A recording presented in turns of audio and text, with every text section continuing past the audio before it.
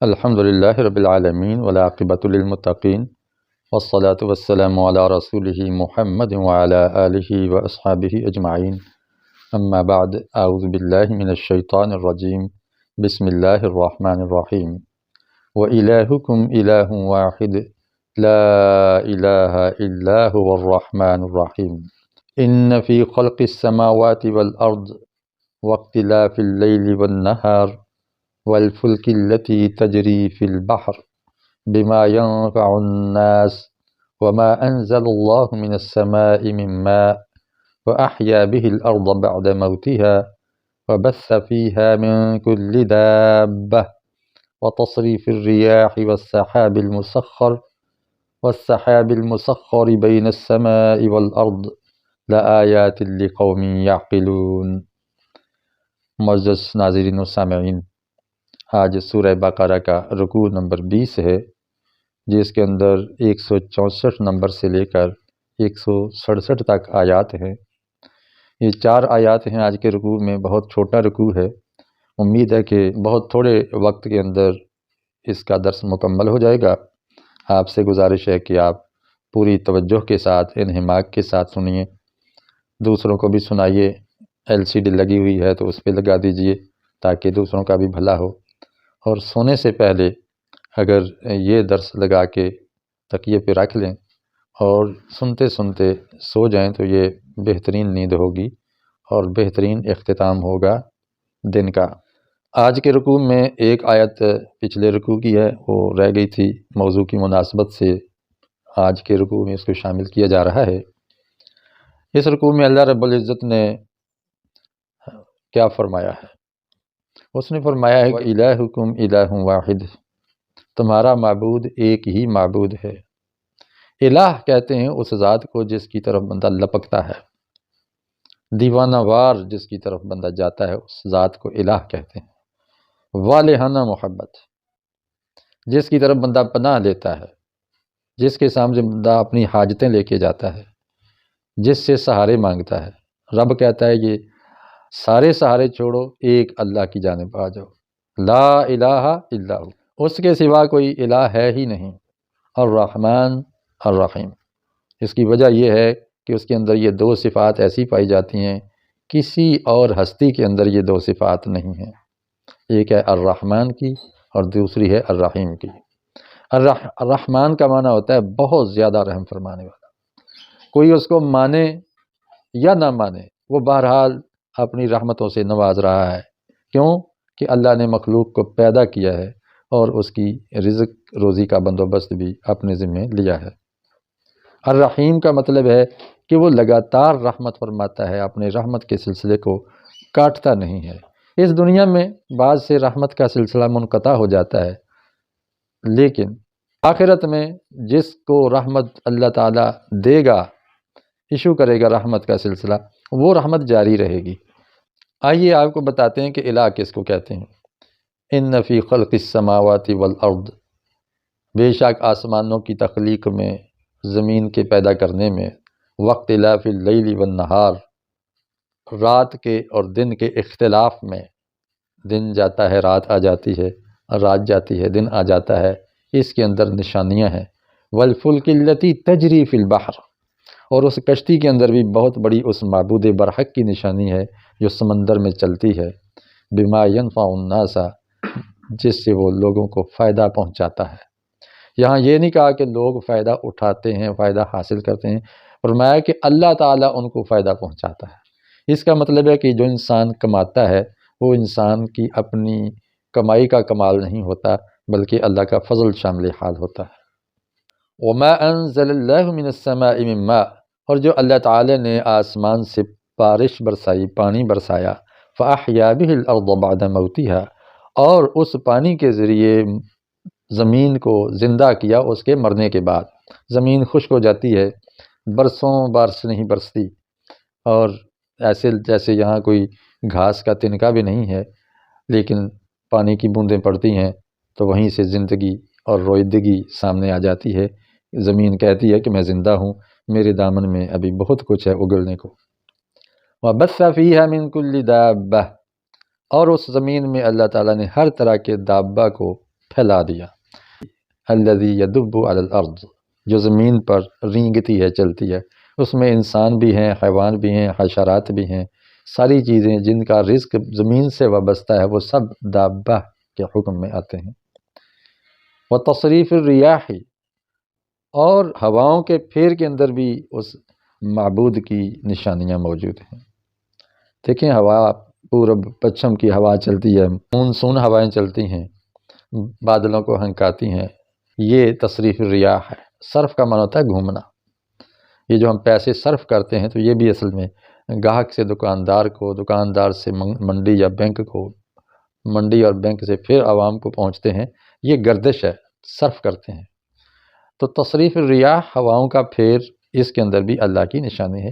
والسحاب المسخر، اور جو بادل ہیں مسخر ہیں، قابو ہیں، بین السماء والارض، آسمان اور زمین کے مابین یہ مسخر ہیں، زمین کے ساتھ جڑے ہوئے نہیں ہیں، آسمان کے ساتھ لگے ہوئے نہیں ہیں، یہ موو کرتے ہیں، چلتے ہیں اللہ کے حکم سے، جہاں ان کو اللہ تعالیٰ کہتے ہیں وہیں جا کے برستے ہیں۔ فرمایا لآیات لقوم یعقلون، اس کے اندر سائنسدانوں کے لیے، عقل والوں کے لیے، اہل حکم و تدبر کے لیے بڑی نشانیاں ہیں۔ حقیقت یہ ہے کہ رب کو پہچاننے کے لیے یہ قرآن نہ بھی آتا تو یہ آیات کافی تھیں، لیکن یہ اللہ کا محض فضل اور رحمت ہے کہ اس نے ہمیں کتاب دے کر بھی یہ چیزیں باور کرائی ہیں کہ دیکھو ان پہ آپ جانوروں کی طرح گزر نہ جایا کرو اور حیوانوں کی طرح ان چیزوں کو استعمال نہ کرو، اس میں غور و تدبر کرو کہ یہ چیزیں آئی کہاں سے ہیں، پیدا کس نے کی ہیں، اس کے اندر یہ توانائیاں کس نے رکھی ہیں، یہ سمتیں کس نے متعین کی ہیں، اس کے اندر غذائیت کس نے بھر دی ہے، یہ کس طرح ایک دوسرے کی خوراک بنتی ہیں، کس طرح ایک دوسرے کی زندگی کا ذریعہ بنتی ہیں، اس پر غور و تدبر کرو۔ انسان بنو انسان، لوگ غور و تدبر کرتے ہیں لیکن اس خالق کی طرف ان کا تدبر ان کو نہیں لے کے جاتا، اصل میں ایسا تدبر ان کو ہلاکت کی طرف لے جا رہا ہے جو خالق سے نہیں ملاتا، جس نے یہ ساری چیزیں بنائی۔ لوگ کیا کرتے ہیں، شرک کرنے لگ جاتے ہیں، یہ بارش فلاں نے دی ہے، اولاد فلاں نے دی ہے، بیٹا فلاں نے دیا ہے، شفا فلاں نے دی ہے، رب کا نام مٹا دیتے ہیں یا رب کے نام کے برابر اس کو لے آتے ہیں۔ فرمایا وَمِنَ النَّاسِ مَن يَتَّخِذُ مِن دُونِ اللَّهِ أَندَادًا، لوگوں میں کچھ ایسے ہیں، ایسا بھی ہے کہ جو اللہ کو چھوڑ کر دیگر شریکوں کو بنا لیتا ہے، اللہ کا شریک بنا دیتا ہے، کہتا ہے کہ یہ روزی رسانی میں، فریاد رسی میں، حاجت روائی میں فلاں فلاں ہستیاں بھی شریک ہیں، نعوذ باللہ۔ یحبونہم کحب اللہ، وہ ان ہستیوں سے اس طرح محبت کرتے ہیں جیسے اللہ سے محبت ہونی چاہیے، ان کے سامنے جھکنا، ان کے سامنے سجدہ کرنا، چڑھاوے چڑھانا، قربانیاں دینا، منتیں ماننا، شرک ہے یہ سب، کیونکہ یہ محبت اور چاہت کے لیے ہوتا ہے نا، تو یہ چاہت صرف اللہ کے لیے ہونی چاہیے۔ والذین آمنوا اشد حبا للہ، اس کی وجہ یہ ہے کہ جن کا رب پر ایمان ہوتا ہے وہ سب سے زیادہ شدید محبت اگر کرتے ہیں تو وہ اللہ ہی سے کرتے ہیں۔ یہ ہو نہیں سکتا کہ بندہ اللہ کو مانے اور اللہ سے شدید محبت نہ کرے، اور شدید محبت کا مطلب یہ ہوتا ہے کہ بندہ ان چیزوں کو بھی رب کی راہ میں قربان کر دے جو اس کو بہت محبوب ہے، اولاد محبوب ہے، روپیہ پیسہ محبوب ہے، جاگیر محبوب ہے، اور بہت کچھ چیزیں، تعلقات محبوب ہیں، دوستیاں محبوب ہیں، جو کچھ بھی، حسن و جمال محبوب ہے، لباس محبوب ہے، سب کچھ اپنے اللہ محبوب کے راستے میں قربان کر دے تو سمجھو کہ یہ شدید محبت ہے، اپنا آپ بھول جائے۔ اب یہ جو دیگر ہستیوں کو اتنی محبت دیتے ہیں جتنی اللہ کو دینی چاہیے، کہ اللہ سے بھی بڑھ کر وہ دیگر ہستیوں کو چاہتے ہیں، اللہ کا حکم چھوڑ دیتے ہیں، لیکن اپنے غلط قائد، غلط لیڈر، غلط پیر، غلط شیخ، غلط پروہت اور غلط جو ہے نا ان کے پادری، ان کی بات کو نہیں چھوڑتے، رب کو چھوڑ دیتے ہیں، نہ رب کی بات سیکھتے ہیں، نہ رب کا حکم جانتے ہیں براہ راست، نہ رب کی زبان جاننے اور سیکھنے کی کوشش کرتے ہیں۔ نتیجہ یہ ہے کہ بڑے بڑے ابلیس اور شیطان ان کو بھٹکا کے اپنے پیچھے لگا دیتے ہیں۔ لیکن یہ اس دنیا میں ہے، آخرت میں ان کے لیے حسرت بن جائے گی یہ ساری چیزیں۔ وَلَوْ يَرَى الَّذِينَ ظَلَمُوا إِذْ يَرَوْنَ الْعَذَابَ، اب یہ ظلم جو لوگ بھی کرتے ہیں شرک والا، جب یہ لوگ ظالم لوگ عذاب کو دیکھیں گے تو وہ جان لیں گے ان القوت للہ جمیعا، وہ جان لیں گے کہ قوت اور طاقت کا سرچشمہ تو اللہ کی ذات ہے۔ یہ جن کو ہم طاقتور سمجھ کے ان سے ڈر رہے تھے، مالدار سمجھ کے ان کے آگے جھولیاں پھیلا رہے تھے، جن کو ہم کرنے والا سمجھ کے سارے کام ان سے کروانے کی امیدیں رکھتے تھے، یہ تو کچھ بھی زور نہیں رکھتے ہیں، ساری طاقت تو اللہ کے پاس ہے۔ وَأَنَّ اللَّهَ شَدِيدُ الْعَذَابِ، اور اللہ شدید عذاب دینے والا ہے۔ اس لیے ان الشرک لظلم عظیم، یہ سمجھو شرک سب سے بڑا ظلم ہے، اور ایسے ظالموں کو اللہ تعالیٰ شدید ترین عذاب دے گا جو شرک کرتے ہیں۔ آخرت میں کیا منظر ہوگا، کیا حال ہوگا ان ہستیوں کا جن کو پوجا گیا، جن کی اطاعت کی گئی، اور وہ عوام جو پوجنے والے تھے، پجاری تھے، کارکن تھے۔ میں بار بار یہ کارکن اور لیڈر کا استعمال کر رہا ہوں، یہ لفظ یہ جدید اصطلاح ہے۔ معبود صرف قبروں میں پڑے ہوئے نہیں ہوتے، یا پتھر اور مورتی نہیں ہوتے، زندہ چلتے پھرتے لاشیں بھی لوگ ان کی بھی پوجا کرتے ہیں۔ زندوں کو لوگ پوجتے ہیں، پوجنے کا مطلب ہے ان کی بات مانتے ہیں، رب کی چھوڑ دیتے ہیں، رب کے مقابلے میں اس کے حکم کو لے آتے ہیں، چاہے وہ ادارہ ہو، پارلیمنٹ ہو، عدالت ہو، فوج ہو، کوئی بھی ادارہ ہو، ایجنسیاں ہوں، کوئی بھی بالا تر طاقت جس سے وہ ڈرتے تھر تھر کانپتے ہیں، جب رب کی حکم عدولی کرتے ہوئے ان سے ڈرتے اور رب کو چاہنے کی بجائے ان کو چاہتے ہیں، تو ان کا حال کیا ہوگا؟ اذ تبرأ الذین اتبعوا من الذین اتبعوا، جب برات کا اعلان کریں گے وہ مطاع، وہ لیڈر، وہ قائدین، ظاہر پتھر تو نہیں کہیں گے یا کوئی مورتیاں تو نہیں آخرت کے دن زندہ ہو کے کہیں گی، نہیں، جن کی مورتیاں انہوں نے بنائی تھیں وہ ان سے بیزاری کا اور بائیکاٹ کا اعلان کریں گے۔ کن سے؟ من الذین اتبعوا، ان سے جو ان کی اتباع کیا کرتے تھے۔ تابع کا معنی ہے پیچھے پیچھے چلنا، کسی کے پیچھے پیچھے چلنا، یہ تابع ہے، اتباع ہے۔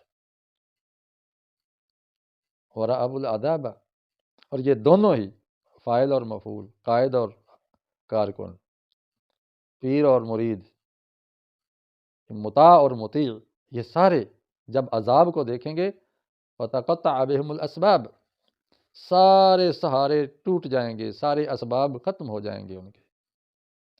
نہ اطاعت کروانے والوں کے اندر طاقت ہوگی کہ وہ زبردستی کسی کو اپنے پیچھے چلائیں، اور نہ اطاعت کرنے والے کے طاقت ہوگی اطاعت کرنے کی۔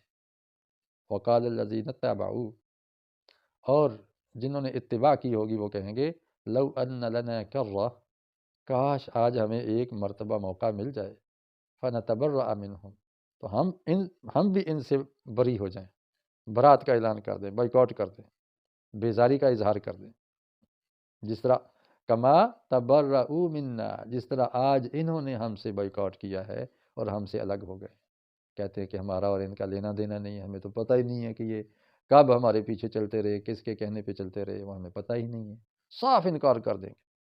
اور اطاعت کرنے والے کہیں گے کہ یہ جھوٹے ہیں، انہوں نے ہمیں سبز باغ دکھائے، اپنے پیچھے لگایا، وہاں یہ جھگڑا چلے گا۔ اللہ اکبر، کتنی بے بسی ہوگی جانبین سے۔ رب نے فرمایا کذالک یریہم اللہ اعمالہم حسرات، اسی طرح اللہ تعالیٰ دکھائے گا ان کو ان کے اعمال حسرت بنا کے۔ حسرت کہتے ہیں، حسر یا کا معنی ہوتا ہے تھک جانا، درماندہ ہو جانا۔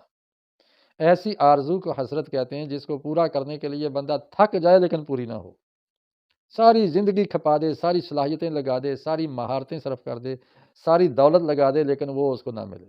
یہ ساری چیزیں ان کے لیے حسرت بن جائیں گی، جو کچھ بھی انہوں نے کسی کو خوش کرنے کے لیے رب کا شریک ٹھہرا کر اس کو راضی کرنے کے لیے جو کچھ بھی عمل کیے ہوں گے وہ سارے حسرت بن جائیں گے۔ اس دن بندہ لاکھ کوشش کرے گا کہ ان سے جان چھوٹ جائے، نہیں چھوٹے گی۔ وما ہم بخارجین من النار، اور وہ آگ سے نکلنے والے نہیں ہوں گے، رب ان کو موقع نہیں دے گا۔ وہاں تو خلود ہے، ہمیشگی ہے، ہمیشہ وہ اس جہنم میں رہیں گے۔ اللہ سے ہم دعا کرتے ہیں اللہم اجرنا من النار، اے اللہ ہمیں آگ کے عذاب سے بچا۔ وآخر دعوانا ان الحمد للہ رب العالمین۔